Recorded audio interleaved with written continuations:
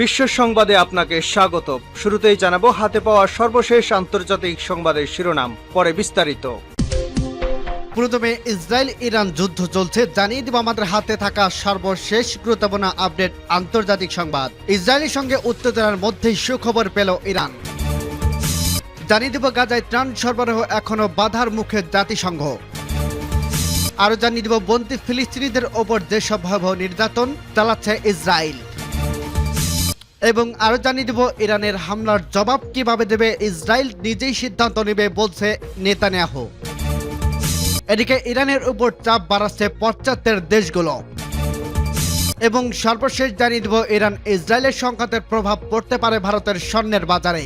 শুনছিলেন সংবাদ শিরোনাম, এরপর বিস্তারিত। তার আগে অনুরোধ থাকবে, ভিডিওটি যদি ভালো লেগে থাকে ভিডিওটিতে একটি লাইক এবং কমেন্ট করে জানিয়ে দিন ভিডিও সম্পর্কে আপনার মূল্যবান মতামত, এবং ভিডিওটি আপনি সোশ্যাল মিডিয়ায় শেয়ার দিয়ে সরিয়ে দিন এবং জানিয়ে দিন ভিডিওটি আপনি কোথা থেকে দেখছেন এবং শুনছেন। ইসরায়েলের সঙ্গে উত্তেজনার মধ্যেই সুখবর পেল ইরান। বিগত 6 বছরের মধ্যে যে কোনো সময়ের চেয়ে চলতি বছরের সর্বোচ্চ পর্যায়ে পৌঁছেছে ইরানের তেল রপ্তানি, যার ফলে প্রতি বছর দেশটির অর্থনীতি অন্তত $35 বিলিয়ন প্রবৃদ্ধি হয়েছে। খবর ব্রিটিশ সংবাদ মাধ্যম ফিনান্সিয়াল টাইমসের। জ্বালানির বাজারের তথ্য বিষয়ক প্রতিষ্ঠায় ভর্টেক্সের হিসাবে বরাদ্দ দিয়ে প্রতিবেদনে বলা হয়েছে, চলতি বছরের প্রথম 3 মাসে ইরান প্রতিদিন গড়ে 15,60,000 ব্যারেল তেল রপ্তানি করছে। এই তেলের বেশিরভাগই কিনছে চীন। 2018 সালের তৃতীয় প্রান্তিকের পর চলতি বছরের প্রথম 3 মাসে সবচেয়ে বেশি জ্বালানি তেল রপ্তানি করছে ইরান। এদিকে মধ্যপ্রাচ্য, ইরান ও ইসরায়েলের মধ্যে ক্রমবর্ধমান উত্তেজনার মধ্যে বেড়েছে জ্বালানি তেলের দাম।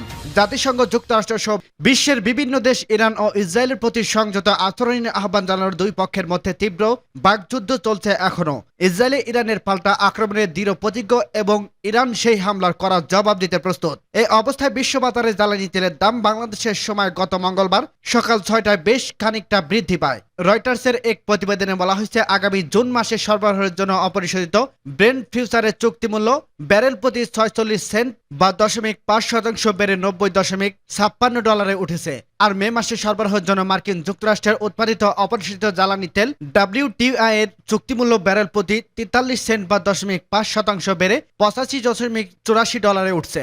ইসরায়েলে ইরানি হামলার কারণে বিশ্ববাজারে গত সোমবার জ্বালানি তেলের দাম নিম্নমুখী ছিল, তবে ইসরায়েলি পাল্টা আক্রমণের হুঙ্কারের পর সেই দাম আবার বাড়তে শুরু করছে। উল্লেখ্য, দেশটির বিশ্বের শীর্ষ জ্বালানি তেল উৎপাদনকারী রাষ্ট্রগুলোর জোট ওপেকেরও সদস্য। গাজায় ত্রাণ সরবরাহে এখনো বাধার মুখে জাতিসংঘ। ফিলিস্তিন অবরুদ্ধ গাজা উপত্যকায় দুর্ভিক্ষ প্রতিরোধ এখনো বাধার সম্মুখীন হচ্ছে জাতিসংঘ।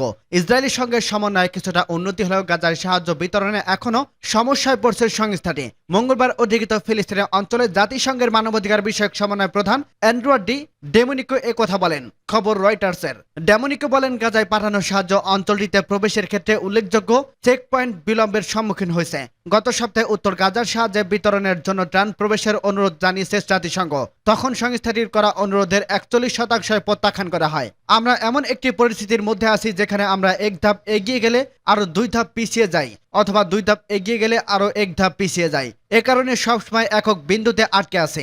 আমাদের দেওয়া প্রতিটি নতুন সংযোগের সঙ্গে সঙ্গে নতুন আরো চ্যালেঞ্জের সম্মুখীন হব, তাই নির্দিষ্ট লক্ষ্যে পৌঁছানো আমাদের পক্ষে সত্যিই কঠিন, বলেন তিনি। বন্দী ফিলিস্তিনিদের ওপর যেসব ভয়াবহ নির্যাতন চালাচ্ছে ইসরায়েল। এবার জাতিসংঘের প্রতিবেদনে উঠে এসেছে বন্দী ফিলিস্তিনিদের ওপর ইসরায়েলি সেনাদের ভয়ঙ্কর নির্যাতনের নানা তথ্য। বলা হয়েছে, বন্দী ফিলিস্তিনিদের বৈদ্যুতিক শক দিচ্ছেন ইসরায়েলি সেনারা, আর শারীরিক ও মানসিক নির্যাতন চালাচ্ছে ফিলিস্তিনের নারীদের উপর। সম্প্রতি এক প্রতিবেদনে এসব তথ্য উঠে এসেছে জাতিসংঘের প্রতিবেদনে বলা হয়েছে, 6 মাসের বেশি সময় ধরে চলছে হামাস ইসরায়েলের সংঘাত। শুরুতে দখলদারের সামনে শুধু ফিলিস্তিনের স্বাধীনতাকামী সংগঠনের পরিকল্পনা থাকতেও বর্তমান এতে জড়িয়ে ইরান সহ আরো অনেক দেশ। তাই পাল্টা জবাবে নিরীহ গাজাবাসীর ওপর হামলার মাত্রা বাড়িয়েছে ইসরায়েলি বাহিনী। প্রতিবেদনে আরো বলা হয়েছে, ইসরায়েলি সেনাদের হাতে যৌন সহিংসতার শিকারের অভিযোগ করছে। এখন পর্যন্ত 1000-এর বেশি ফিলিস্তিনিকে মুক্তি দিয়েছে তেল আবিব, তবে বেশিরভাগের অভিযোগ তাদের অমানসিক নির্যাতন চালিয়েছে ইসরায়েলি সেনারা। বলা হয়েছে, বিশেষ করে বন্দী সেনার পুরুষদের বৈদ্যুতিক শক দেওয়া আর নারীদের সংবেদনশীল স্থানে ছেটানো হয় মরিচের গুঁড়া। পাশাপাশি কুকুর দিয়ে আক্রমণ করানো হয় তাদের, এমনকি তাদের পর্যাপ্ত খাবারের পানি দেওয়া হয় না। এমন পরিস্থিতিতে গাজার ক্রমবর্ধমান মানবিক সংকট অবসানের আহ্বান জানিয়েছে জাতিসংঘ। ইরানের হামলার জবাব কিভাবে দেবে ইসরায়েল নিজেই সিদ্ধান্ত নেবে বলছে নেতানিয়াহু। ইসরায়েলের প্রধানমন্ত্রী বেঞ্জামিন নেতানিয়াহু ব্রিটিশ পররাষ্ট্রমন্ত্রী লর্ড ক্যামেরনকে বলেছেন, যে ইরানের হামলার জবাব কিভাবে দেওয়া হবে ইসরায়েল নিজেই তার সিদ্ধান্ত নেবে। ব্রিটিশ পররাষ্ট্রমন্ত্রীর সাথে এক বৈঠকে তিনি বলেন, ইসরায়েল সরকার আত্মরক্ষার জন্য প্রয়োজনীয় সবকিছু করবে। ইসরায়েলে ইরানের নজরবিহীন ক্ষেপণাস্ত্র ও ড্রোন হামলার পর থেকেই নেতানিয়াহু বারবার পাল্টার জবাব দেওয়ার কথা বলে আসছেন। ওই অঞ্চলে উত্তেজনা ছড়িয়ে পড়ার আশঙ্কা কমিয়ে আনতে সাহায্য করার উদ্দেশ্য নিয়ে ইসরায়েলের সফরে যান লর্ড ক্যামেরন নেতানিয়াহুকে বলেছেন যে ইসরায়েলের জবাব হতে হবে স্মার্ট ও সীমিত। নেতানিয়াহুর সাথে বৈঠকের পর জেরুজালেমে সাংবাদিকদের ক্যামেরন বলেন, ইরানের দুঃখজনক হামলার পর তিনি সহিংসতা প্রকাশের জন্য ইসরায়েলে এসেছেন। তিনি বলেছিলেন, আমরা আশা করি ইসরায়েল যেটাই করুক না কেন তা হবে সীমিত এবং সুনির্দিষ্ট লক্ষ্য অনুযায়ী এবং যতটা সম্ভব স্মার্ট। কেউই উত্তেজনা দেখাতে চায় না এবং এটাই ইসরায়েলের সবার সাথে আলোচনা আমরা পরিকল্পিতভাবে বলছি। বৈঠকের পর ইসরায়েলের প্রধানমন্ত্রী বলেন, আমি এটা পরিষ্কার করতে চাই, আমরা নিজেরাই আমাদের সিদ্ধান্ত নেব এবং ইসরায়েলের রাষ্ট্র নিজের সুরক্ষা যা করা দরকার তাই করবে।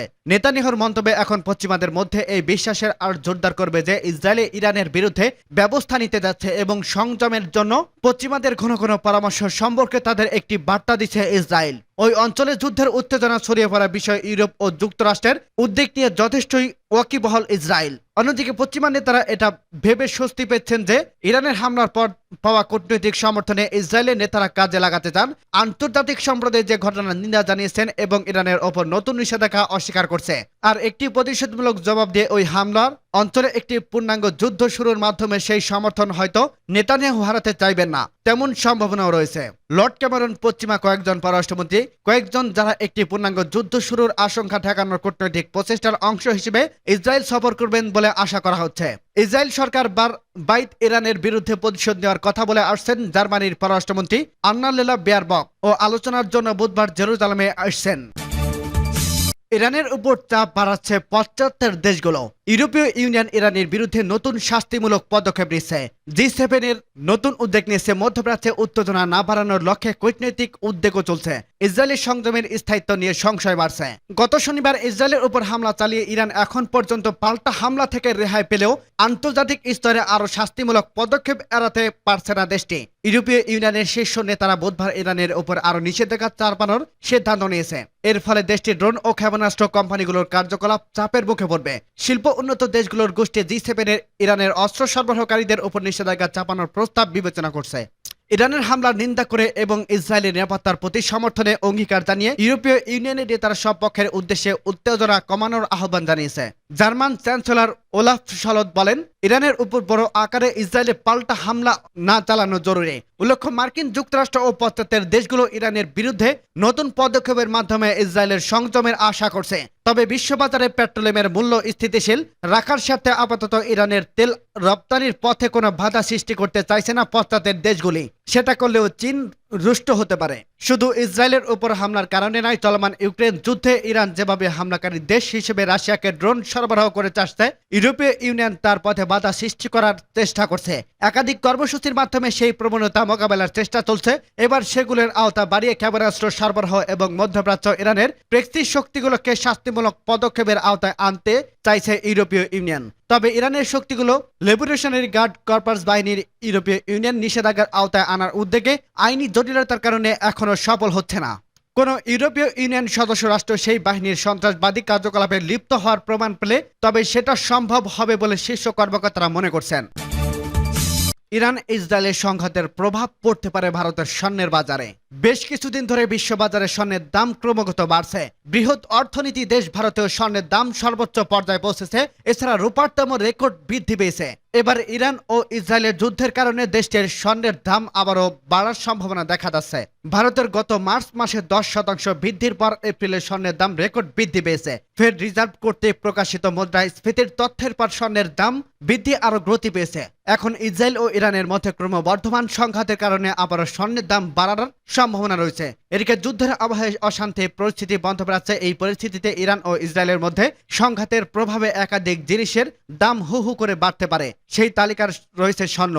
এদিকে সোনার পাশাপাশি লাফিয়ে লাফিয়ে বেড়েছে রূপার দাম। একটি রিপোর্ট অনুযায়ী চলতি বছরে অর্থাৎ 2024 সালে মাত্র 3.5 মাসে সোনার দাম 14.75% বৃদ্ধি পেয়েছে। 2024 সালের 1 জানুয়ারি 10 গ্রাম সোনার দাম ছিল 63,920 টাকা, যেখানে গত 12 এপ্রিল সোনার দাম 73,350 টাকার রেকর্ড স্তরে পৌঁছেছে। স্বর্ণের দাম ক্রমাগত বৃদ্ধির জোরে হলদে ধাতুর রেট এখনো আকাশ ছোঁয়া।